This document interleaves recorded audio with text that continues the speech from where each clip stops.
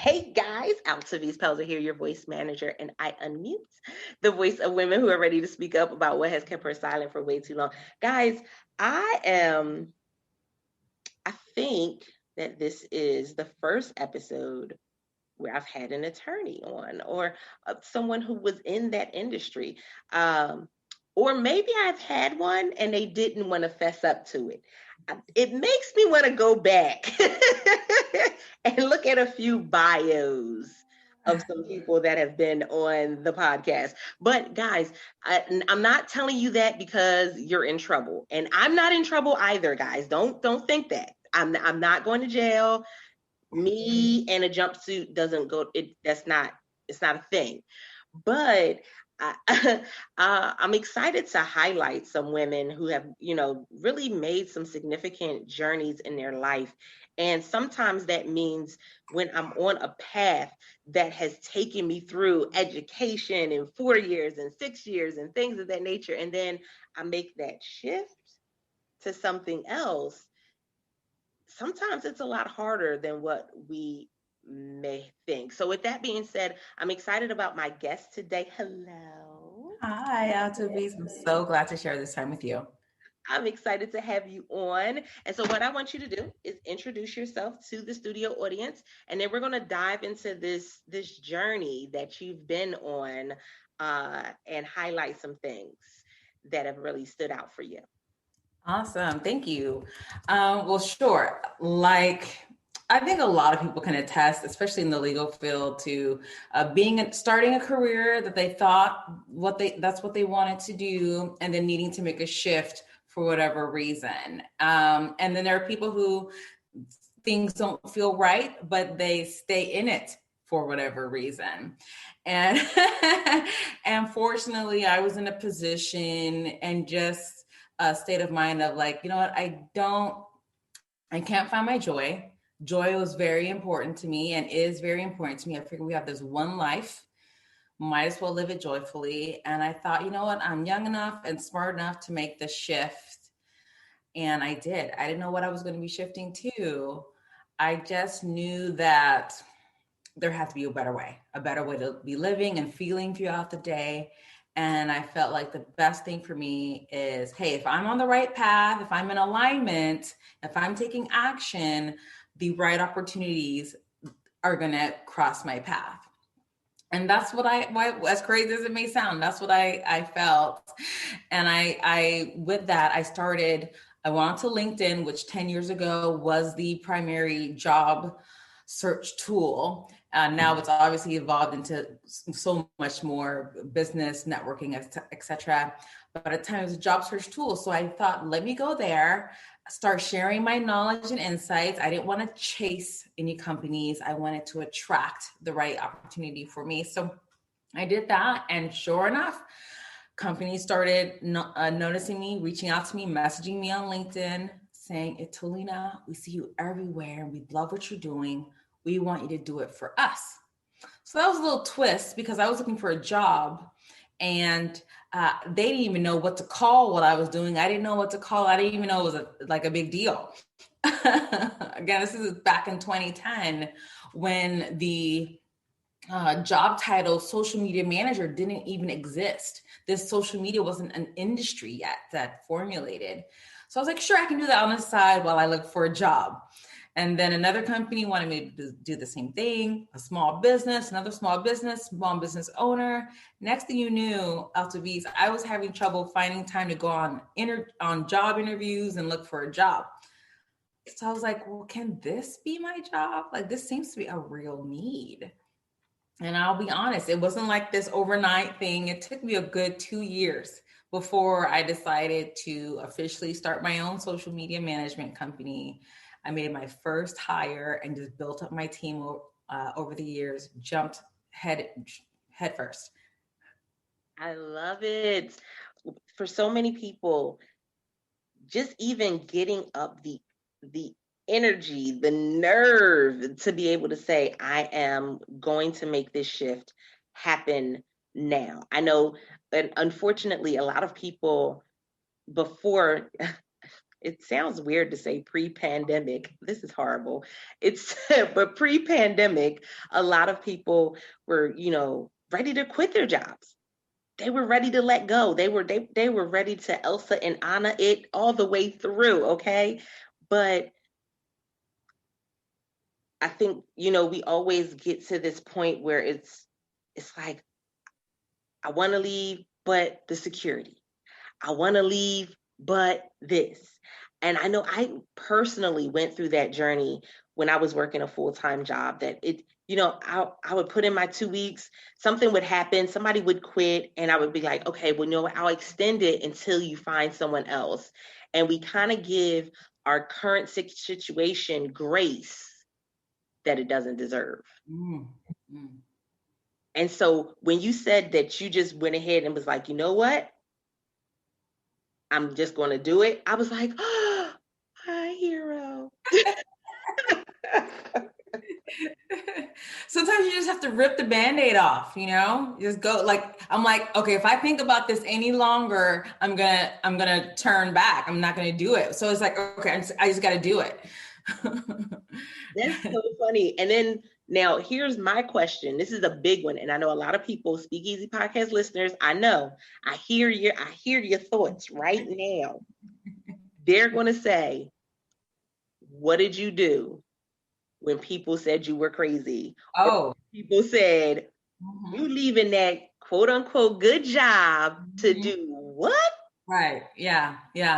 So yes, definitely. And I'm not going to lie, I would hear those voices in my head and hear them scolding me. And I just knew that this is my life that I have to live. And I couldn't imagine myself waking up every day to live that life.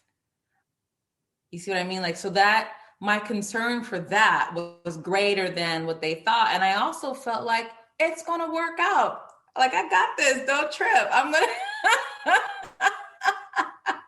you guys are going to see, I'm going to be okay. Right. That's when you tell people, listen, just have a seat and a spectator in the stands, have a seat and watch the game. Just watch. I'm down here on the field. You just watch from up there in the seats. For sure, and I think it's so important to realize, as far as these voices, whether they be external voices or internal doubt, they're just voices. They're just thoughts, opinions. They're not fact. They're not law. They are thoughts, and especially our brains are thought generating machines. That's the brain's job, to generate thoughts. It doesn't mean we have to believe all of them, just like we don't have to believe what everyone else has to say. True indeed. And so now making this shift, because let's be honest, lawyer and social media manager are opposite ends of the spectrum. Yes. And so when you made that jump, were there some things that you dealt with in the law industry that when you got to social media, you were like, oh yeah, I already knew about this. Let me just bring this over. Let me go back into a law book or two. Well, Right. probably threw those away. But Yeah, for sure. There are definitely things that carried over into my next chapter. So for one, what's so great about working in the legal field is it, of course, helped me develop my professionalism, right? I had to work with judges and other attorneys. So, going from school to I was basically a kid in school, and working in the field grew me up, helped me grow up, and then go on to deal with customers. And so I was able to have that professionalism, that service. Plus, there are certain companies that we work with that are heavily regulated, like finance and insurance, heavily regulated industries. So they have to have legal compliance when it comes to their social media content. So that I had an edge there, a competitive edge there. So I would definitely say that everything that we do in life helps us prepare for the next chapter in life. And I definitely am grateful that I went through that legal path to get to where I am. I love that. What has been your biggest success story so far, especially with social media? And because I know sometimes people, let's be honest. Okay, Speak Easy podcast listeners, I hear you again. I understand. And they always think, social media manager, well, all you do is post. All you do is push the little button and put a picture up or a video. And they don't realize that social media management takes on such a bigger component, especially as you grow and expand as somebody who is an entrepreneur. Okay, sure. And then and then what's your question? Oh, so have you had what was a moment for you that you've been like, you've done something and it was like, I never knew that I would make an impact in that way, I guess. Okay, sure. So as you can imagine, leaving a safe career and starting a new business from scratch in an industry that didn't even exist yet, it was very hard. My first year, I'm not gonna lie, it was very difficult. I definitely was floundering and just trying to survive and was barely surviving, okay? So it was very, very hard. And I remember one particular day, I was literally with my face down in a pillow, just feeling despair. Like, Italina, what are you doing? You need to go get a job. I was literally thinking of quitting. Like, I couldn't take care of myself. I had lost my place. I had friends who were nice enough to let me couch surf. Like, it was that bad. And I remember I had my face down in this pillow. I was holding my phone. I just had my face down in this pillow, and my phone rang. And a woman said, "Italina, you don't know me, but I want you to know I've been following you on Facebook. I love what you're doing. You inspired me. I left my job where I was miserable and I started my own business. And I just want to thank you and to tell you, keep going." By the time I got off that phone, I was like recharged. And I said to myself, this is not about making a living. This is about making an impact. And once I switched to that mindset, it was like all of a sudden I became very solution minded. I thought, okay, let me go hire a business coach. And I just totally new energy. And that honestly, that flipped the switch for me and allowed me to grow and go on the path to where I am today. Oh my goodness, I'm excited that I'm like sitting here going, yeah, I remember that moment. You have those moments. Uh, those of you who know entrepreneurs, even if you're not one yourself, check on your entrepreneurial friends because sometimes they're not okay. And the journey is just that, a journey. We don't always have the correct roadmap. We don't always have no, we're not always going in the right direction. And so the reality is that entrepreneurship is a journey, and we're going to have some bumps and bruises along the way. But yeah, when we tap into saying, this is about impact, there's no turning back at that point. There's something that wakes you up. Like I was laughing with my oldest daughter and said, my sleep pattern's been off.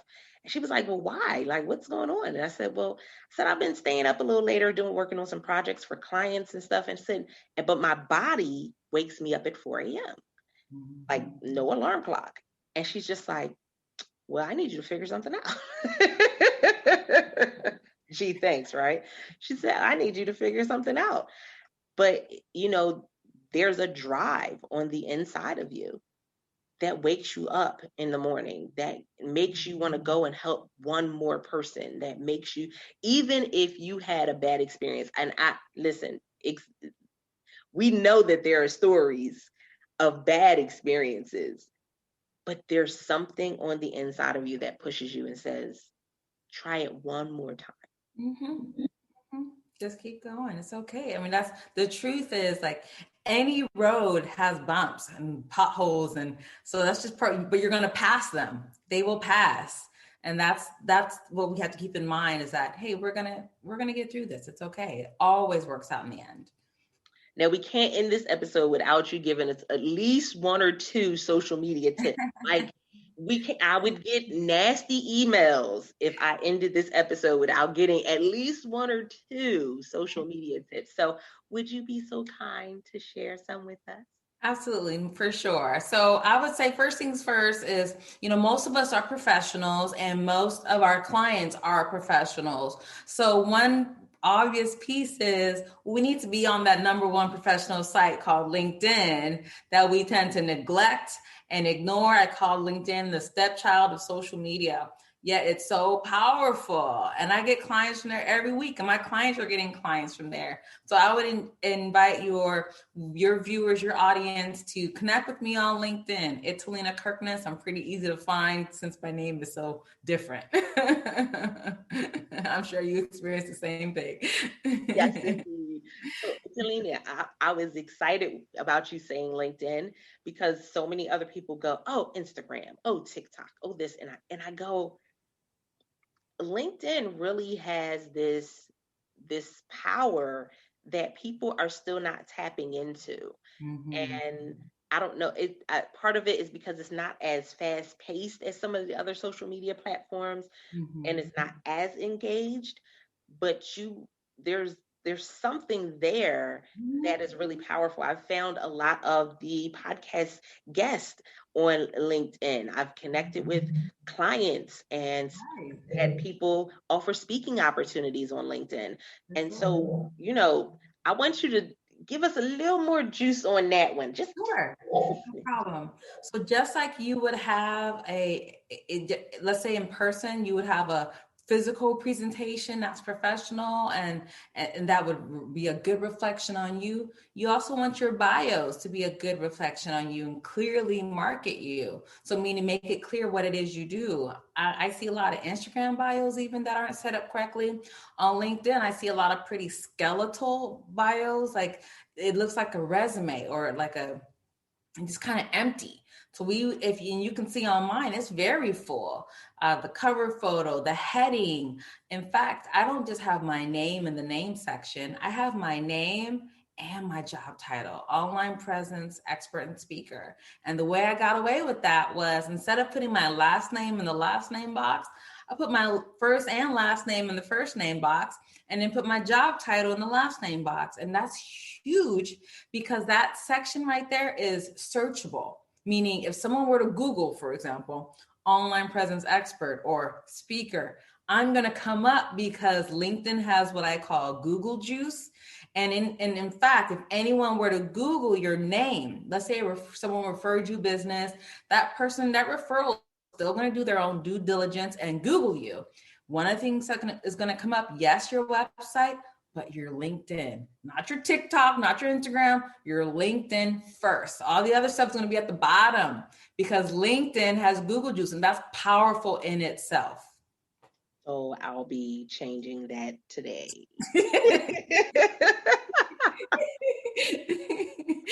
I'm sitting here going, I never thought of that. Yep, I'll be changing that over today. Yep, that'll be my job. Oh my goodness, Speakeasy podcast listeners, I hope you wrote that down. If you did not, press pause and rewind. Go ahead, write that down, and then go take action because you guys know that we're all about taking action here because we want to see you to not only thrive, but we want to see you excel like at a high level when it comes to doing business online. With that being said, let them know how they can reach out to you. I know you just told them connect with you on LinkedIn, but Yeah. also listen, they may find some other places that they want to connect with you. So Sure. definitely let them know. Yeah, I'm on Instagram. It's Italina K. So just my first name, Italina, the letter K. Italina K. Same thing on Clubhouse, Italina K. I'm pretty much, yeah, those are my big sites that I'm on.